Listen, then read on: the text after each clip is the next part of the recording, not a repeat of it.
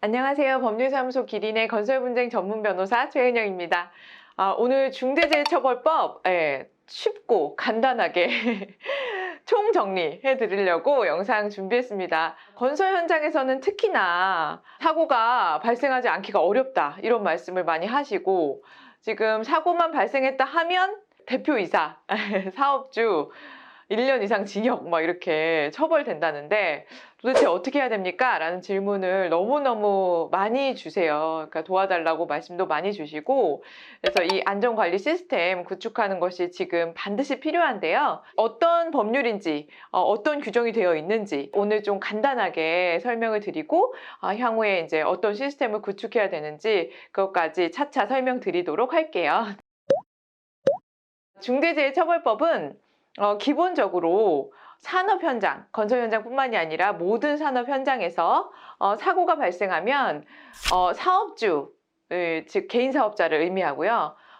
경영 책임자, 법인에서는 이제 대표이사로 해석을 하고 있어요. 그래서 대표이사가 책임을 져라 라는 법률이에요. 근데 그 책임이 이제 형사처벌, 그리고 이제 민사상 손해배상, 이렇게 규정이 되어 있어서 형사처벌이 좀 아주 강하게 규정되어 있기 때문에 굉장히 부담을 많이 느끼고 계시죠, 지금 현장에서. 그래서 어떤 사고가 발생했을 때 얼만큼의 처벌이 되는 것이고, 그리고 이제 어떤 조치를 취해야 되는지 하나씩 순차적으로 설명을 드릴게요. 기본적으로 중대재해처벌법은 중대산업재해와 중대시민재해로 나누고 있어요.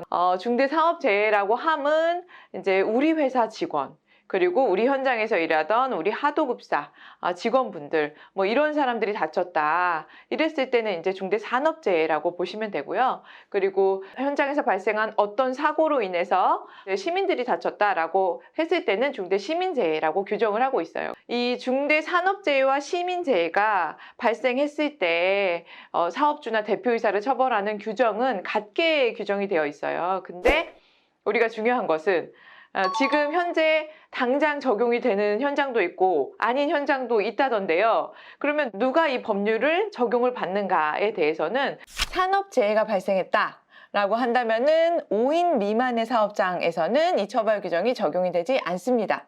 그런데 시민재해의 경우에는 이러한 구별 없이 처벌 규정이 적용이 된다라고 생각을 하시면 되고요. 그리고 경과 규정에 따라서 50인 미만의 사업장, 그리고 개인 사업자의 경우에는 지금 당장 적용되는 것이 아니라 2년 후부터 이 법률이 적용이 된다라고 생각을 하시면 됩니다.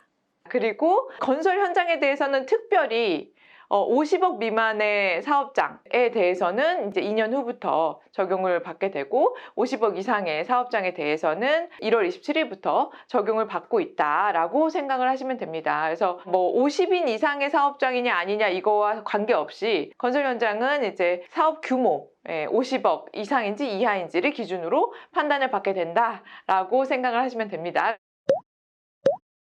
여러분, 그러면 어떤 사고를 중대재해라고 보느냐에 대해서 설명을 드리면, 산업 현장에서 어떤 사고로 인해서 우리 직원이든 시민이든 관계없이 한 명 이상이 사망했다라고 한다면은 사업주 대표이사는 1년 이상의 징역, 그리고 10억 원 이하의 벌금에 처해지게 돼요.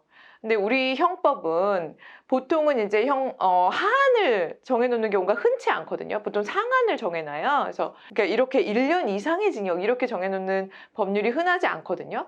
그래서 1년 이상이면 뭐 무기징역까지도 가능한 거죠. 그래서 굉장히 강력한 처벌이다라고 할 수 있고요. 그리고 또 10억 원 이하의 벌금을 같이 부과할 수 있어요. 그래서 두 가지를 병과할 수 있기 때문에 처벌이 너무나 강력하다라고 생각하시면 돼요. 그리고 같은 사고로 인해서 6개월 이상 치료를 요하는 자가 2명 이상 발생했거나, 이 직업성 질병이 무엇이냐, 이건 대통령령으로 자세하게 정해놓고 있거든요. 위험 요소, 위의 요소로 인해서 직업성 질병이 발생한 자가 1년 이내에 3명 이상 발생했다. 이렇게 두 가지 중에 한 가지가 발생했다면은 사업자, 이제 개인 사업자시죠. 혹은 이제 대표이사는 7년 이하의 징역, 그리고 1억 원 이하의 벌금, 처한다라고 규정을 하고 있어요. 이것은 이제 대표이사에 대한 처벌 규정이고요. 그럼 법인은 어떻게 되느냐? 법인도 따로 또 벌금을 규정을 하고 있어요. 그래서 사망자가 발생했을 때는 50억 원 이하. 그리고 이제 말씀드렸듯이 6개월 이상 치료를 요하는 부상자 2명, 그 다음에 직업성 질병자 3명이 발생했을 때는 10억 원 이하의 벌금에 처해진다. 법인의 경우에요. 그래서 법인이 또 따로 이렇게 벌금형을 받게 된다라는 것을 설명을 드렸습니다. 그러면 우리가 그럼 어떤 조치를 취해야 되나요? 이게 가장 중요하죠, 여러분. 우리의 목표는 실질적으로 사고가 발생하지 않는 것이죠. 정말로 어떻게 하면 사고가 발생하지 않게 만들 것인가? 얼마만큼 간략하고도 정확한 시스템을 마련할 수 있을 것인가, 이것이 관건이에요. 그래서 그거를 저희 사무실에서도 뭐 인사 전문가들, 그다음에 안전관리 전문가들과 함께 고민을 하고 있거든요. 그래서 그런 시스템이 좀 마련이 되면 여러분께 많이 알려드리려고 저희가 생각하고 있습니다. 그래서 완성이 되면 바로 말씀을 드릴게요. 근데 구체적으로 어떤 조치를 취해야 되는지만 간략하게 설명을 드리면, 첫 번째로는 경영 목표, 안전관리가 최우선이다라는 경영 목표를 세우고 이것을 직원들 그리고 하도사 분들한테까지도 다 공표를 하라는 거예요. 두 번째로는 이제 이 위험을 관리하는 조직, 시스템을 갖추어라. 이 위험을 관리하는 조직, 시스템을 갖추는데 적정한 예산을 편성하고, 그다음에 전문 인력을 배치해서 이것을 관리 운영할 수 있도록 하고, 그거에 대한 보고를 받고, 또 현장에 대한 의견 청취를 해서 그 의견 청취를 반영해라 라는 것이에요. 이런 것들이 이제 골조거든요. 근데 제가 지금 간단하게 설명을 드렸지만, 지금 이것들이 다 적용이 되는 시스템을 어떻게 만들어야 될지, 그거는 정말 우리 모두의 지금 숙제로 지금 남겨져 있어요. 근데 대부분 이제 뭐 CSO, 안전관리 책임자를 세워서 관리를 시키고 대표이사 그러면 좀 뒷선에 물러나 있어도 되는 것이냐. 근데 이 법률에서는 정확하게 지금 대표이사, 사업주를 지금 처벌하겠다라고 규정하고 있기 때문에 그렇게 지금 안전관리 책임자를 세운다고 해서 다 해결이 될 문제는 전혀 아니에요. 이런 시스템을 구축해서 내가 열심히 관리를 했는데 사고가 발생했다. 그럴 때 정말 이 대표이사나 사업주의 고의 과실, 얼만큼 인정할 것이냐. 그리고 현장에 있는 사람이 아니죠, 이 경영자는. 그러니까 이 사고 발생과 이 경영 시스템 운영상의 인과관계를 얼마만큼 있다고 볼 것이냐. 이게 바로 형사처벌에서 반드시 갖추어져야 되는 구성 요건이거든요.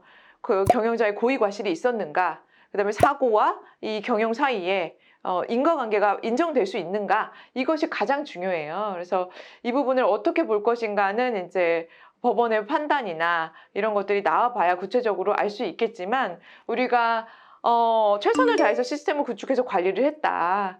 그래서 이 사고가 발생하는데 중대한 과실이 있다고 보기가 어렵다라는 것을 객관적으로, 그리고 이제 상식 수준에서 합리적으로 설득할 수 있을 만큼 시스템을 구축하는 것은 지금 굉장히 중요한 과제다라고 생각을 하시면 됩니다. 그리고 마지막으로 손해배상 책임도 있어요. 형사처벌만 받는 것이 아니라 민사상 손해배상 책임도 굉장히 무겁게 두고 있는데요.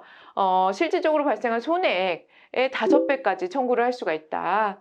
손해배상 액수도 상당히 높게 책정이 될 수 있어서 그 부분에 대해서도 역시 사고가 발생하지 않는 것이 우리의 결국에는 최고의 목표이고 이 법률의 취지이고, 그다음에 우리가 비용을 들이고 안전관리 시스템을 마련하는 그 목표 역시 사고 방지에 있다라는 것을 마지막으로 한 번 더 말씀드렸습니다. 네, 여러분 중대재해처벌법 간략하게 설명드렸는데 잘 이해가 되셨는지 모르겠네요. 예, 궁금하신 사항 있으시면은 댓글이나 02-537-0722로 언제든지 연락 주시면 성심성의껏 제가 도와드리도록 할게요. 오늘 영상 도움 되셨다면은 좋아요와 구독, 알림 신청 부탁드리고요. 저는 다음에 또 좋은 영상 만들어서 돌아오도록 하겠습니다. 감사합니다.